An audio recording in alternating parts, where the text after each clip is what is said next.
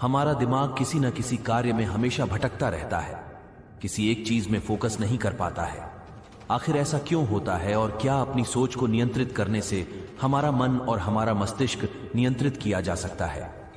आखिर क्या कहते हैं महादेव इस बारे में? महादेव कहते हैं मनुष्य को अपनी सोच को स्थिर करना जरूरी होता है, क्योंकि महादेव के अनुसार जिस व्यक्ति की सोच और बुद्धि स्थिर होती है वह बिल्कुल समुद्र की तरह होता है, विशाल अदा और शांत। वही जिस व्यक्ति की बुद्धि स्थिर नहीं रहती वह बिल्कुल नदी के समान है।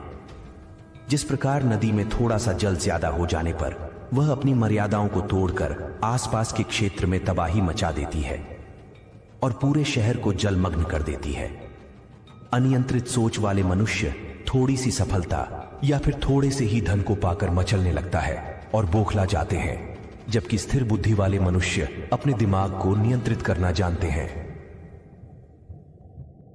चाहे कितनी भी तरक्की करें, उनके स्वभाव में परिवर्तन नहीं आता। सभी नदियां एक साथ समुद्र में जाकर समा जाती हैं, किंतु फिर भी समुद्र अपनी सीमाएं नहीं तोड़ता।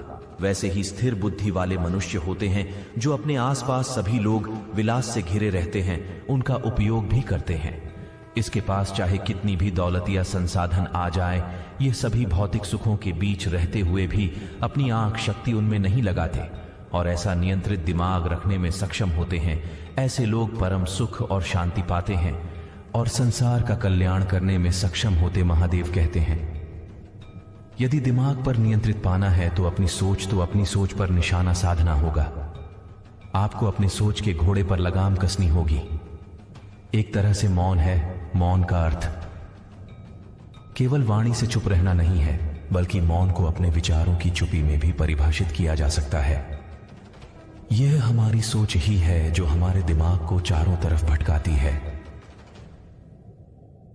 हम सदैव किसी न किसी विषय के बारे में सोचते रहते हैं और हमारी यही सोच हमारे पतन का कारण बनती है। कभी कभी हम सोच के इतने अधीन हो जाते हैं कि वह सभी कल्पना कर लेते हैं जो वास्तव में होता ही नहीं। महादेव कहते हैं यदि मन को नियंत्रित करना है, बुद्धि को नियंत्रित करना है, अपने दिमाग को नियंत्रित करना है, तो मौन धारण करना बहुत जरूरी है।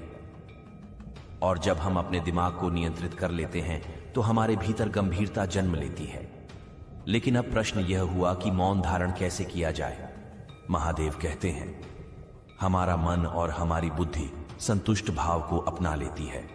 जो भी हमारे पास उपलब्ध होता है उसी में संतुष्ट रहना सीख जाते हैं और हमने अपने जीवन में जो कुछ पाया है उसके लिए ईश्वर को धन्यवाद देना सीख जाते हैं, तो हम स्वयं से संतुष्ट हो जाते हैं।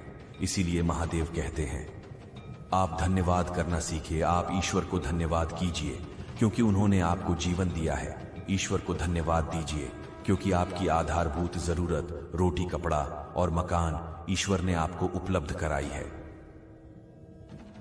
ईश्वर को धन्यवाद दीजिए क्योंकि आपके पास आपकी इंद्रियां हैं जो आपके जीवन को सरल तरीके से जीने में मदद करती है। ईश्वर को धन्यवाद दीजिए कि आपके आसपास आपके शुभ चिंतक मौजूद है। आपको इस